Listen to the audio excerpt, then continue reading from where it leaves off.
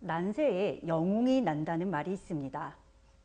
나라가 평안한 시기에는 지도자의 역량이 크게 드러나지 않지만 위기의 상황이 닥치면 문제를 해결할 수 있는 능력이 드러나기 때문입니다. 위기 상황 가운데 문제를 해결하기 위해서는 정확한 상황 판단과 적절한 의사 결정, 그리고 그것을 추진하는 결단력이 필요합니다. 그래서 평안한 시기에는 누가 진짜 애국자인지 또는 영웅인지가 잘 드러나지 않지만 나라가 위기에 처한 상황 가운데에서는 참 리더십이 나타나게 되어 있습니다. 성경에도 악한 왕이 나타나 하나님의 진노가 깊어지고 백성들의 신음하는 그 소리가 커질 때 그런 힘든 시기마다 나오는 사람이 있습니다. 바로 선지자입니다. 선지자는 히브리어로 나비라고 하는데 이 단어 속에는 대변하고 선포하는 사람이라는 뜻이 있습니다. 선지자는 하나님의 뜻을 전하며 훗날 일어날 하나님의 역사를 예언하는 사명을 주로 감당하였습니다. 미래를 예견하여 전한다라는 의미로 선견자라고도 합니다. 그러니까 성경에 선지자라고도 하고 선견자라고도 하는데 같은 말이라고 보시면 돼요. 신명기 18장 15절에서 22절까지는 하나님께서 모세와 같은 선지자를 세우실 것이라고 말씀하시며 선지자들이 어떤 일을 감당하는 사람들인지 또 어떻게 참 선지자와 거짓 선지자를 분별할 수 있는지를 알려주시는 장면이 나옵니다.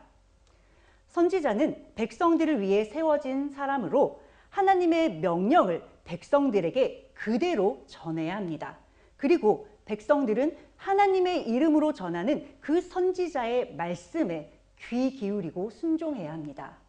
이때 하나님께서 전하라고 명령하신 그 말을 그대로 전하지 않고 자기의 생각을 더한다던가 다른 말을 전하게 되면 또는 다른 신의 이름으로 하나님의 말씀을 전달하게 되면 그 선지자는 죽임을 당하게 됩니다.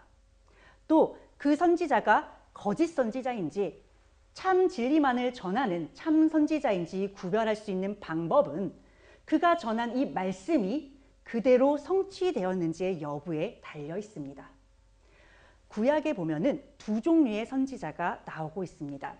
하나는 초기에 주로 활동했던 선지자들로 사무엘, 나단, 아히야, 예후와 같이 성경의 이야기 속에 등장하는 그런 선지자들입니다.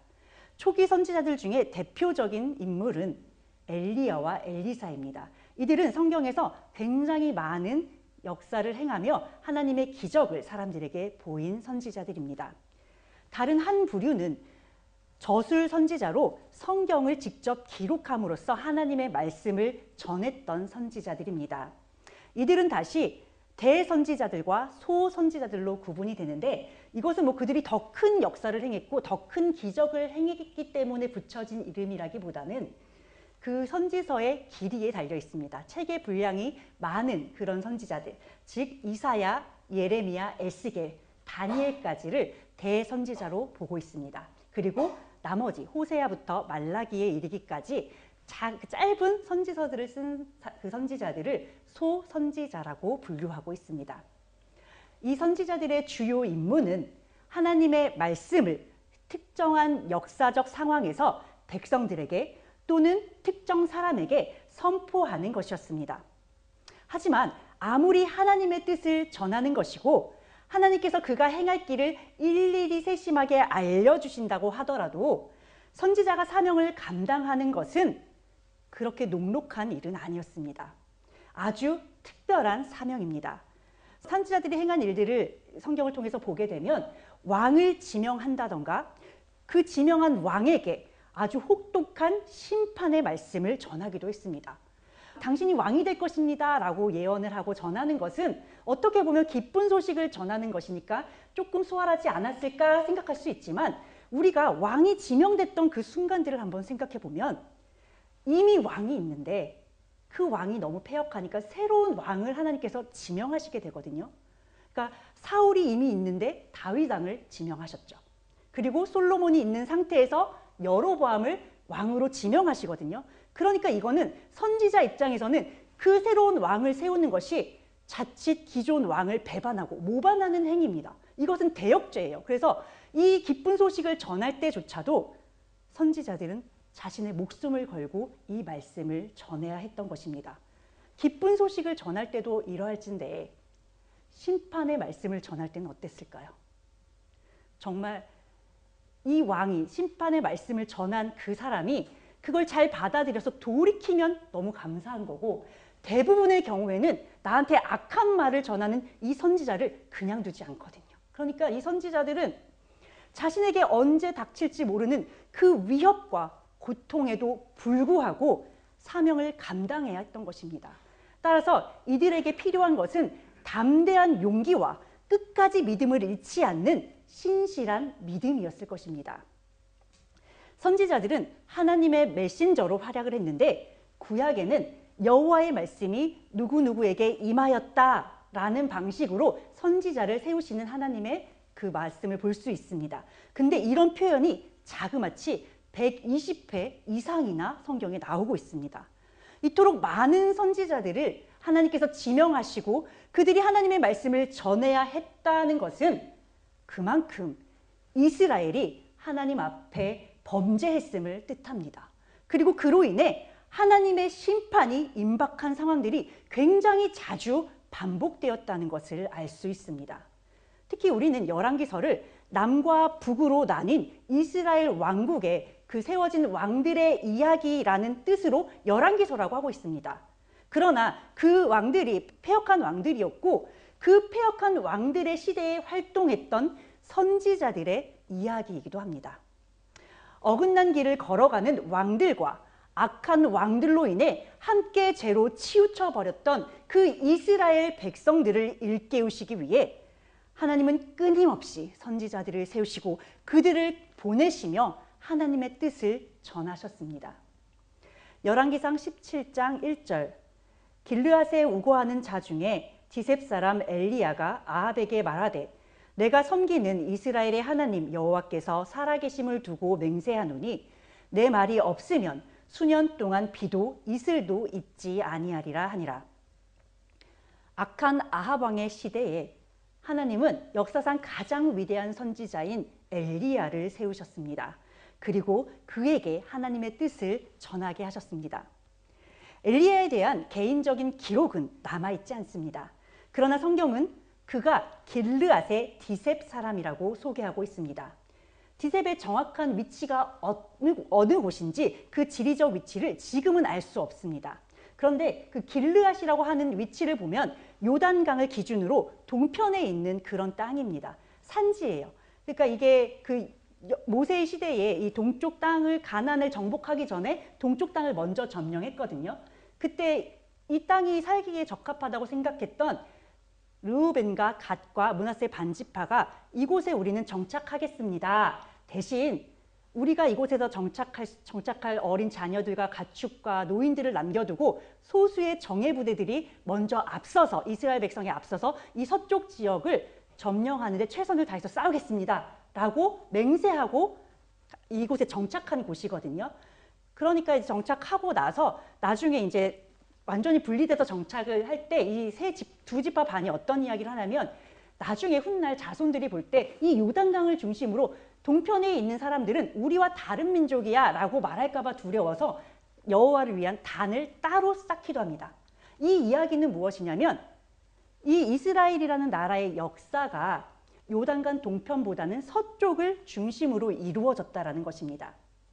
그러니까 디셉이 어느 곳이든 간에 이 길르앗 땅에 위치했다는 것만으로 볼 때도 이곳은 역사적으로나 정치적으로 변방에 있는 땅이었다는 것입니다. 이런 변방에 있는 땅에서 하나님께서는 엘리야를 선지자로 부르시고 북이스라엘의 왕 앞에 세우신 것입니다. 또한 그의 이름의 뜻은 여호와는 하나님이시다라는 뜻입니다. 그래서 그의 인생은 그의 이름처럼 자신의 삶을 하나님을 증거하는 도구로 사용되었습니다. 선지자로서 그의 첫 사명은 하나님의 이름으로 온 이스라엘 땅에 가뭄을 선포하는 일이었습니다. 이것은 농경의 신으로서 바람과 비를 관장하며 사람들에게 풍요를 선물로 주는 바알의 능력에 정면 도전하는 행위입니다.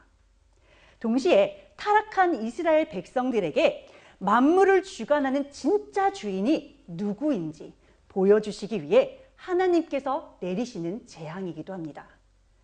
하나님은 타락한 이스라엘 백성들을 다스리고 일깨우시는 방법으로 주변의 적들을 이스라엘을 침략할 수 있도록 보호의 울타리를 거두시는 방법을 사용하시기도 합니다. 또 때로는 지금처럼 가뭄이 들게 하는 등 자연재해를 통해 심판을 하시기도 합니다. 요단강이라는 곳은 그 농사에 이용할 만한 풍부한 수량을 가진 강입니다. 그렇지만 계곡의 낮은 곳에 위치해 있기 때문에 펌프 시설이 없었던 이런 고대 시대에는 농사에 필요한 물을 공급할 수 없는 그런 강이었습니다. 따라서 이스라엘 백성들에게는 우물을 파서 물을 확보하는 것이 굉장히 중요했습니다. 그래서 성경에 보면 아브라함도 그렇고 이삭도 그렇고 계속 우물을 파잖아요. 이런 그 지리적인 환경 때문입니다. 그래서 이 샘이 마르지 않도록 하나님께서 적당한 때에 비를 내려주시는 것이 이 이스라엘 땅에서 살아갈 때는 너무나도 중요한 것입니다. 때를 따라 적절히 내리는 비는 하나님의 은혜인 동시에 축복입니다. 그러니까 반대로 때에 맞는 비가 내리지 않으면 이 샘이 말라버리고 그렇게 되면 농산물뿐만 아니라 사람들의 생활에도 심각한 타격을 받게 됩니다. 특이한 점은 이스라엘의 기후는 건기와 우기로 나뉘게 되는데 건기 동안에는 비가 하나도 내리지 않고 태양이 쨍쨍한 그런 뜨거운 날씨가 계속된다고 합니다. 그런데 이 땅의 특징이 뭐냐면 일교차가 굉장히 크다고 해요. 그러니까 밤사이에 이슬이 굉장히 많이 내린다고 합니다. 그래서 우기에 내리는 비와 건기에 내리는 풍부한 이슬이 없다는 것은 이들에게는 엄청난 재앙입니다. 아합 왕에게 가뭄이라는 재앙을 선포한 뒤 엘리야는 하나님의 명령에 따라 요단강 동편에 있는 그릿 시냇가로 도망가 그곳에 숨어 지내게 됩니다. 하나님은 아합의 위협으로부터 엘리야를 지키시기 위해 까마귀가 먹을 것들을 옮겨 주어야만 살 수 있는 이런 척박한 곳, 즉 초자연적인 기적의 역사가 있어야만 살 수 있었던 장소로 그를 옮기십니다. 우리는 선지자는 하나님의 확실한 음성을 듣고 그대로 행하기만 하면 되니까 그 사명을 감당하는 게 그렇게 힘든 일이겠어? 라는 생각을 할 수 있어요. 그리고 막연하게나마 하나님께서 그의 인생을 책임져 주실 텐데 뭐가 걱정이겠어? 그 사람은 이렇게 생각할 수 있습니다. 그러나 엘리야가 처한 이 상황만 보더라도 하나님의 명령에 따라 지금 왕 앞에서 담대하게 선포했단 말이에요. 그런데 그 결과가 아무도 없는 곳에서의 고립입니다. 까마귀가 음식을 날라주지 않으면 먹을 것이 없을 정도로 척박하고 아무것도 없는 그 땅으로 떠나야 한다고 한번 생각해 보세요. 더군다나 거기에서 얼마나 오랫동안 머물러야 하는지 기약도 없습니다. 하나님의 사명을 감당한 결과가 이런 것이라면 과연 우리 가운데 하나님의 명령에 흔쾌히 순종할 수 있는 사람들이 과연 몇이나 될까요? 그러나 감히 말씀드리고 싶은 것은 우리의 상식과 맞지 않더라도 우리가 바라는 바와 추구하는 바와 하나님의 뜻이 일치하지 않더라도 우리는 하나님의 명령에 순종해야만 한다는 것입니다. 얼마 전 영화를 보는데 거기에는 특정한 숫자에 집착하는 강박증을 앓고 있는 사람이 나왔어요. 이 사람이 주인공에게 묻기를 당신은 앓고 있는 강박증이 없습니까? 이렇게 물었어요. 그러니까 주인공이 대답하기를 강박증이라는 것은 무언가를 선택할 수 있는 사람이 앓을 수 있는 병이라고 대답하는 것을 보았습니다. 자신은 원하는 것을 선택하고 고를 수 없는 그저 주어진 대로 닥치는 대로 삶을 살아내야 했던 그런 인생이었기 때문에 저는 강박증을 경험할 여유가 없습니다. 이렇게 대답하는 것을 보았어요. 비록 영화의 한 장면일 뿐이었지만 주인공의 이 말을 들으며 하나님의 명령 앞에 나 자신의 호불호를 주장하고 그건 내가 추구하는 바와 다르니까 하나님 저는 이 일을 할 수 없습니다. 이렇게 거절하는 우리 자신의 모습이 얼마나 교만한 것인지를 깨닫게 되었습니다. 하나님께서 우리의 그릇된 선택과 교만한 행동에도 오래 참아주시고 또 기다려주시니까 우리는 너무나도 쉽게 하나님의 명령을, 하나님의 부탁을 거절하며 살아가고 있습니다. 그러나 하나님이 정하신 이 길을 벗어나게 되면 결국은 그 길은 사망으로 통하고 있다라는 것을 우리가 늘 인식하고 살아간다면 이런 결정을 할 수는 없을 것입니다. 어쩌면 이런 말씀을 드릴 때마다 그럼 우리는 우리 자신의 인생의 길을 선택할 수조차 없는 그런 꼭두각시인가? 이런 불편한 마음이 드실 수 있을 것입니다. 그런데 그것조차도 자꾸만 우리의 입장에서 생각하기 때문에 그런 말을 할 수 있다는 것입니다. 따라서 우리는 하나님을 주인으로 모시고 살아가는 이 인생길 위에서 우리의 관점을 완전히 바꾸어야 한다는 말씀을 드리고 싶습니다. 하나님께서 인도하시는 그 길이 우리에게 가장 적합한 길이고 완전한 길이며 영원한 생명으로 인도하는 길이므로 우리는 하나님께서 이끄시는 대로 순종하며 나아갈 때 가장 충만하고 아름다우며 행복한 인생을 살아갈 수 있습니다. 이런 하나님의 사랑을 온전히 신뢰한다면 하나님의 명령에 순종하는 인생이 그렇게 힘든 일만은 아닙니다. 아방 앞에 자신을 하나님을 섬기는 자라고 소개하며 하나님의 말씀을 가감없이 전했던 엘리야는 하나님을 전적으로 신뢰했기에 하나님의 명령에 즉각 순종할 수 있었습니다. 야고보서 5장 17절에는 엘리야도 우리와 성정이 같은 사람이라고 하고 있습니다. 엘리야뿐만 아니라 성경에 나오는 위대한 기적을 행하며 위대한 하나님의 일을 행했던 성경의 인물들은 모두 우리와 똑같은 육신을 입고 감정의 기복을 느끼며 그런 육신의 한계를 입고 살아간 그런 사람들이었습니다. 예수님조차도 우리의 연약함을 감당하시기 위해 직접 이 연약한 육신을 입고 이 땅에 오셨습니다. 우리의 죄를 대속해 주시기 위해 육신의 연약함을 이기시고 기꺼이 십자가를 지시고 부활의 승리를 이루심으로 하나님의 뜻을 이 땅에 온전히 성취하셨습니다. 그리고 이제는 성령님을 통해 우리의 연약함을 도우시며 말할 수 없는 탄식으로 우리를 위해 친히 간구하고 계십니다. 그러니 우리 역시도 하나님을 전적으로 신뢰함으로 하나님의 뜻에 온전히 순종할 수 있습니다. 엘리야가 하나님의 명령에 따라 그릿시내가에서 머물 동안 하나님께서 말씀하신 그대로 까마귀들이 아침과 저녁에 떡과 고기를 가져왔습니다. 그는 시냇물과 까마귀들이 가져온 음식을 먹으며 생활했지만 온 이스라엘 땅에 비가 내리지 않고 가뭄이 지속되자 그가 머물고 있던 그릿시내도 물이 말라버렸습니다. 그러자 하나님은 이번에는 시돈 땅에 있는 과부의 집으로 엘리야를 인도하십니다. 시돈 땅은 이세벨의 아버지인 엘바알이 다스렸던 땅으로 어떻게 보면 아합이 다스리는 북이스라엘 땅보다도 훨씬 더 패역하고 악한 땅입니다. 까마귀를 통해 먹을 것을 운반하게 하시며 엘리야를 먹이셨던 전능하신 하나님께서 손이 부족하셔서 이런 악한 땅으로 그를 옮기시지는 않으셨을 겁니다. 그렇다면 하나님께서 굳이 엘리야를 우상 숭배의 본거지와도 같은 이 시돈 땅에 사르밧 과부에게로 보내신 이유는 과연 무엇일까요? 우리는 이 답을 누가복음 4장 25절에서 26절에서 찾을 수 있습니다.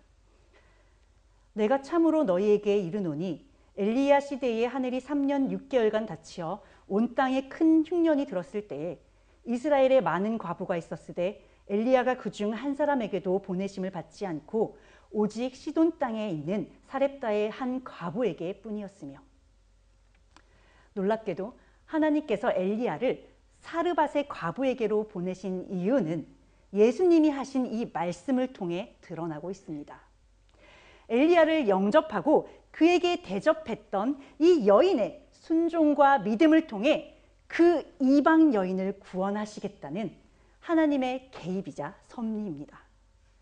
엘리야를 통해 사르밧 과부의 삶에 개입하시는 하나님의 역사를 함께 살펴보며 하나님께서 어떻게 영혼을 건지시며 세워가시는지 알아보도록 하겠습니다.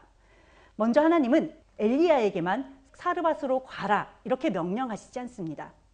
열왕기상 17장 9절에는 엘리야에게 사르밧으로 가라고 명령하시면서 그곳 과부에게 명령하여 그에게 음식을 주게 하셨다라고 말씀하십니다. 하나님의 명령대로 엘리야가 사르밧에 이르렀을 때 마침 기다렸다는 듯이 한 과부가 그곳에서 나뭇가지를 줍고 있었습니다. 엘리야는 그 과부를 불러 물을 달라 청하고 그녀의 손에 있는 떡 한 조각을 달라고 요청하였습니다. 이에 사르밧 과부는 당신의 하나님 여호와께서 살아계심을 두고 맹세하니라고 말을 하며 자신의 처지를 이야기하기 시작합니다. 자신에게는 떡이 없고 다만 통에 가루 한 움큼과 병에 기름이 조금 있어 지금 나뭇가지를 주워다가 한 명뿐인 그 아들과 함께 음식을 만들어 먹고 난 뒤에는 아들과 함께 죽으려 했다는 것입니다. 까마귀가 음식을 날라줘야만 살 수 있었던 척박한 땅에 이어 하나님께서 엘리야를 보내신 곳이 당장 먹을 한 끼를 때우고 나면 먹을 것이 없는 이 가난한 여인의 집이라니 참 답답한 노릇입니다. 우리가 이처럼 눈에 보이는 조건을 가지고 하나님 앞에 순종해야 한다면 순종할 수 있는 사람이 아마 그리 많지 않을 것입니다. 그러나 엘리야는 두려워하지 말고 나를 위하여 떡을 만들어 가져오고 그 후에 네 아들과 너를 위한 떡을 만들라고 말하며 그렇게 순종할 때에 그 여인이 받게 될 축복에 대해 전해주었습니다. 과부의 입장에서 엘리야를 볼 때 조금 사기꾼 같지 않았을까요? 갑자기 난데없이, 그리고 우리가 성경의 후반을 보면은 이 엘리야가 가죽 옷을 입고 되게 야생의 그런 사람의 모습을 하고 있거든요. 그런 사람이 밑도 끝도 없이 와가지고 나에게 남은 그 하나를 달라고 하면 축복을 주겠다는 그 말씀에만 의지해서 순종을 하는 것 또한 쉽지 않을 거란 말이죠. 그런데 놀랍게도 이 여인은 또 이 말에 순종합니다. 그들이 처한 엘리야도 그렇고 이 과부도 그렇고 그들이 처한 상황들이 그렇게 녹록하지 않아요. 굉장히 절망적인 상황일 수 있습니다. 그런데 그런 상황 가운데에서도 이들이 순종을 거듭하며 모든 상황이 순조롭게 흘러가고 있습니다. 하나님의 명령에 순종한 엘리야는 하나님께서 말씀하신 대로 음식을 만들어줄 여인을 순조롭게 만날 수 있었습니다. 엘리야의 요청에 순종한 이 여인은 아들과 함께 죽을 위기에서 건짐을 받게 되었습니다. 여기에 더해 온 땅이 가물어 모든 이들이 먹을 것이 없어서 고생하는 그 시기에 더 이상 먹을 것을 걱정하지 않아도 되는 축복까지 받게 되었습니다. 모든 것들이 하나님께서 말씀하신 그대로 이루어지고 있습니다. 사르밧 과부는 우상의 땅에서 그녀를 보호해줄 남편도 없이 살아가는 가장 연약하고 볼품없는 사람입니다. 세상의 기준으로 볼 때 축복을 받을 만한 어떠한 조건도 갖추지 못한 그런 사람입니다. 그러나 하나님께서는 세상에서 가장 연약한 이방 여인에게 선지자를 영접할 수 있는 기회를 허락하셨고 그녀가 순종한 그 자리에서 하나님의 축복을 허락하셨습니다. 아들과 함께 마지막 남은 곡식과 기름으로 한 끼의 식사를 해결한 뒤 죽으려고 했던, 삶의 소망이 하나도 남지 않았던 그 과부는 선지자를 만난 이후에 하나님의 기적을 경험하였습니다. 더 이상 줄이지 않도록 먹어도 닳지 않는 양식들을 공급받으며 여인에게는 어쩌면 이제는 나도 살 수 있겠어 라는 소망이 생겼을 것입니다. 이렇게 놀라운 기적을 경험한 후 이제 막 살 소망이 생긴 그녀에게 하나밖에 없는 귀한 아들이 죽는 재앙이 닥쳤습니다. 놀라운 기적 이후에 닥친 최악의 재앙에 그녀는 좌절했고 절망했습니다. 사람은 소망이 있으면 인내할 수 있는 용기가 생깁니다. 그러나 간절한 기대를 저버리는 사건 가운데 소망은 사라지고 그 빈자리를 절망이 차지하게 됩니다. 이제야 비로소 사랑하는 아들과 함께 살 수 있을 것이라는 기대와 소망이 생겼는데 그 소망을 함께 누릴 아들을 잃은 이 여인의 괴로움은 극에 달했을 것입니다. 여인은 고통 가운데 엘리야에게 자신의 죄를 생각나게 하고 자신의 아들을 죽게 하려고 자신에게 온 것이냐며 따지고 한탄하였습니다. 여인은 이 고통 가운데 자신의 죄를 떠올리며 울고 있지만 이것은 하나님께서 그 여인을 한 단계 높은 신앙의 단계로 이끄시는 방법입니다. 로마서 1장 17절, 복음에는 하나님의 의가 나타나서 믿음으로 믿음에 이르게 하나니 기록된 바 오직 의인은 믿음으로 말미암아 살리라 함과 같으니라. 아멘. 사탄이 지배하는 세상에서 사탄의 종 노릇을 하며 살아가는 사람은 죄로 인해 거룩한 하나님의 의를 상실한 채 살아갑니다. 이들은 거룩한 하나님의 의를 상실하고 하나님에 대한 지식이 없는 채로 살아가지만 자신들이 정해놓은 이 기준들을 자신의 의라고 착각하기 때문에 자기 자신이 죄인이라는 그 사실조차 알지 못한 채 살아가고 있습니다. 어둠 속에 갇혀 있으면서도 자신이 어둠 속에 있는지조차 모르고 살아가는 이 사람들을 향해 하나님은 진리의 빛을 든 선지자들을 보내주셨습니다. 그리고 이게 다가 아니라 밝은 세상이 있다는 것을 계속해서 알려주고 계십니다. 그리고 그 말씀 그대로 참 빛이신 예수 그리스도가 이 땅에 오셨고 자신이 어둠 속에 있음을 깨닫는 사람들에게 믿음을 선물로 주셨습니다. 예수 그리스도께서 예비하신 하나님 나라의 처소에서 영원한 평안을 누릴 것임을 믿고 소망하게 하시기 위해 하나님은 각 사람에게 합당한 방식으로 역사하십니다. 그것이 사르밧 과부처럼 세상에 먹을 것이 끊이지 않는 축복일 수도 있고 때로는 고난일 수도 있습니다.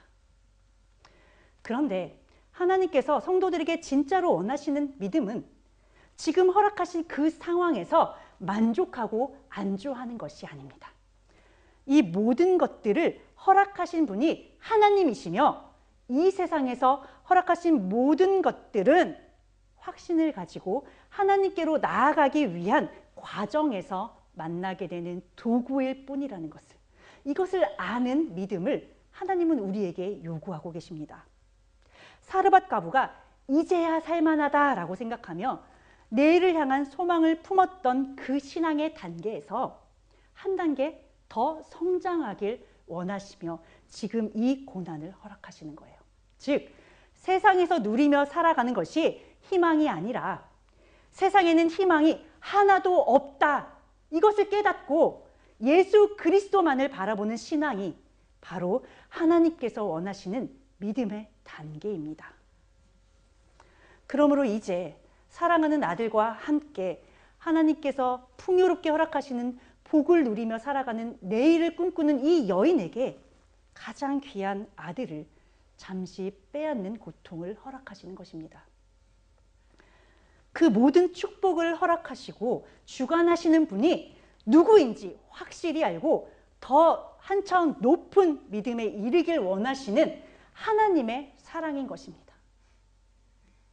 자, 그런데 우리는 과연 이것을 하나님의 사랑이라고 우리가 인정하냐는 것입니다. 나에게 축복이 올 때는 너무 감사해요. 그런데 아주 작은 불편함과 고난 가운데 그것을 하나님의 진정한 사랑이고 축복이라고 우리는 인정하는 믿음을 가졌냐는 것입니다. 정말로 어떤 어려움이 와도 또 어떤 고난이 와도 이것이 지금 하나님께서 나에게 내려주시는 축복이구나. 이것을 견디고 나면 하나님은 나를 어떤 것으로 이끌어 가실까? 이것을 기대하는 그 소망이 우리 안에 있냐라는 것이죠.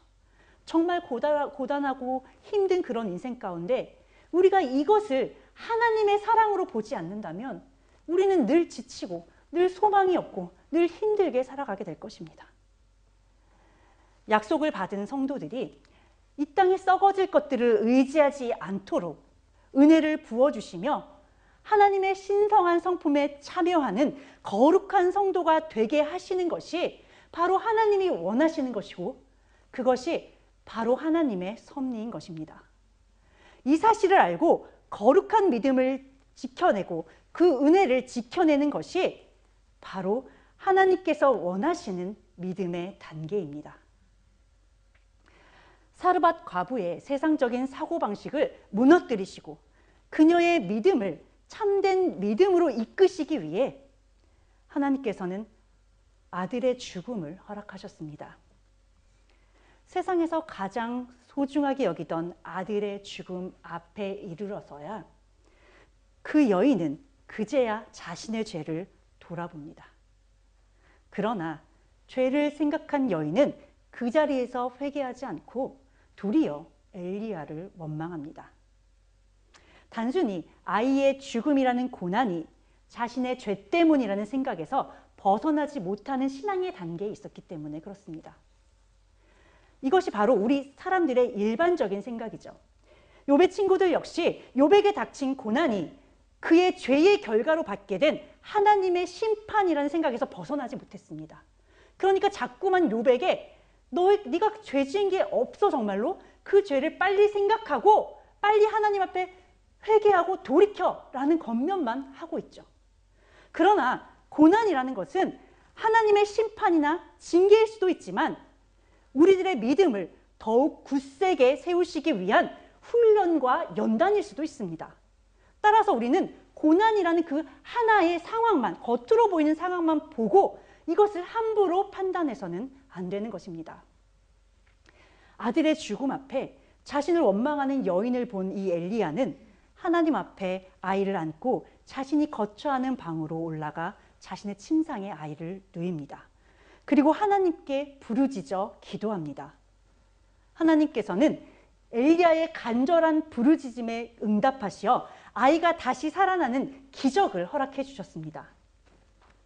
다시 살아난 아들을 본 이 여인은 그제서야 엘리야에게 내가 이제야 당신은 하나님의 사람이시오.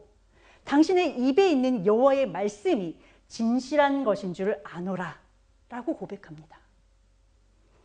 먹을 것이 끊이지 않는 축복의 기적을 이미 경험했습니다. 그럼에도 불구하고 그녀는 죽었던 아들이 살아나는 그 경험을 한 뒤에야 엘리야가 참 선지자임을 알겠다고 고백하였습니다. 여인의 죽은 아들을 다시 살리신 이 사건은 엘리야가 참 선지자라는 것을 드러내는 사건인 동시에 여인의 믿음을 참 믿음으로 이끄시기 위한 관문이었던 것입니다.